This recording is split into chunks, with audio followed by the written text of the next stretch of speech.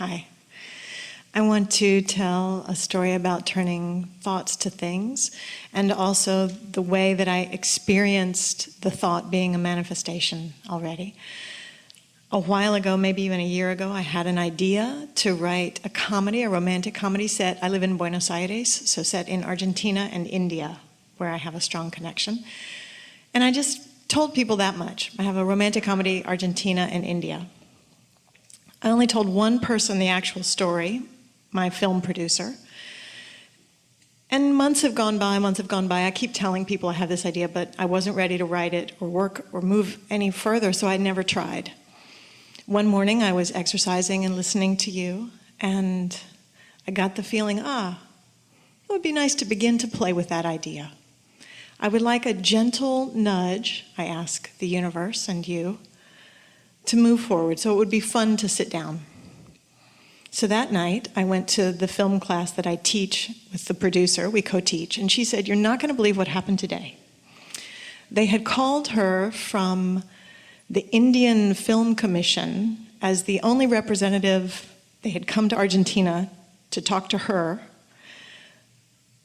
Someone from the embassy, she wasn't even clear who it was, someone representing 20 production companies in India, because they're looking for a movie to shoot that's set in Argentina and India. And they went to her, and she's the only person on the planet that knew my story.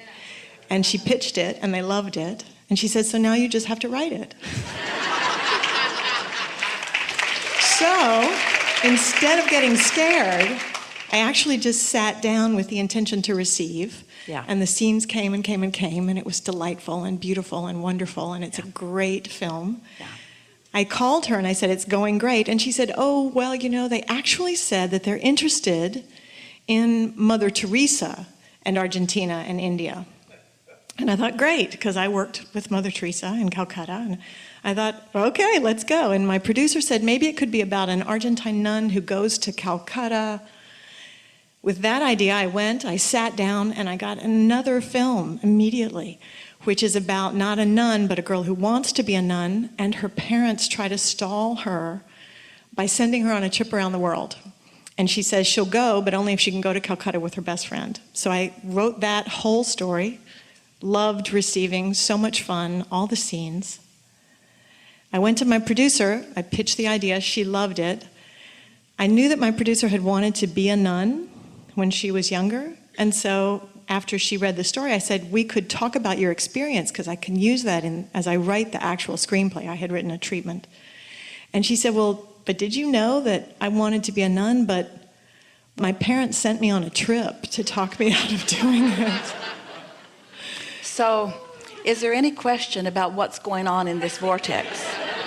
All the pieces are there. They've all been working together. The cooperative components have been working their way out.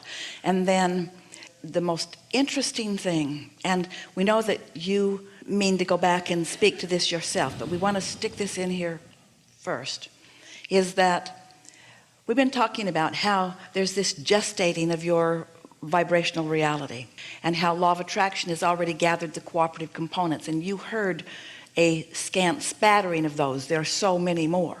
This is gestating. It's becoming more and more and more and more and more, and the momentum is gathering. The cooperative components have already been set into motion. They're already in place. The Indian and the Argentine and the already cooperative components that have already been gathered, all ready to be gathered. And then one day you get this idea. As you begin letting those thoughts turn to things in your mind. So as that thought comes, as you started to say to us, that was a manifestation that happened to you. Mm-hmm. And then more and more and more and more. This is the way it works. This is absolutely, we want you to know that, like our friend's story that you just heard, you have all of those stories too. How all of the pieces of your lives and the lives of the people you know, they're all there. They're all generated. They're all together. It's all so much more.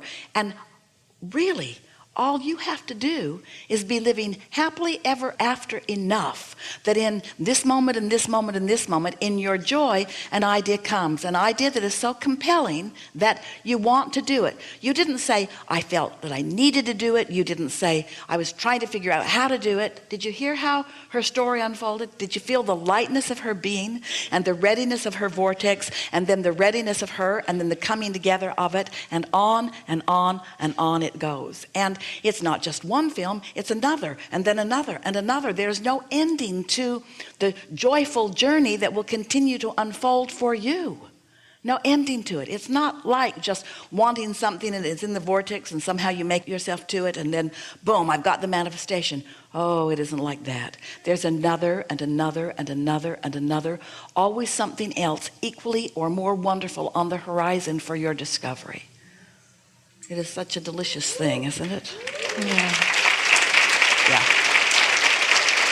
And I had a moment when I had that feeling, because I was in alignment when I had I was in alignment when I first got the idea. It came with all that energy. You had to be. And then I was in alignment when I got the desire to begin to write it. Yes. And immediately I heard this little should, and I just was like, oh, so what I need from the universe is a way to make it fun. I need something fun so that I can sit down, not the feeling, oh, you haven't written this all year, none of that. Just what would make the next piece of it fun? Yeah, that's your best mantra ever. What's fun? And don't you remember, Esther remembers being really little, and saying to her mother, what should I do?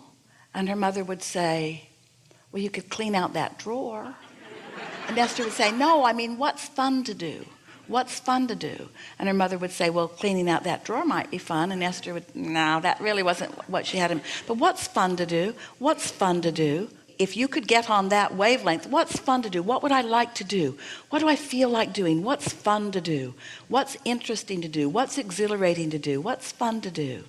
And sometimes it can start out as what's easy to do? What's easy to do? And I also love that when I got the idea, the meeting had already been set up. Well, that of course morning, it had.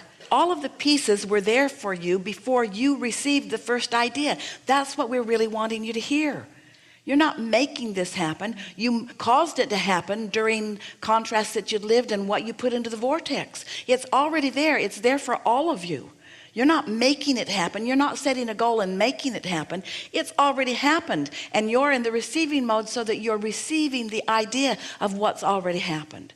And there hasn't been a better description in this format of explaining that in real time than what you just gave. You heard it, didn't you?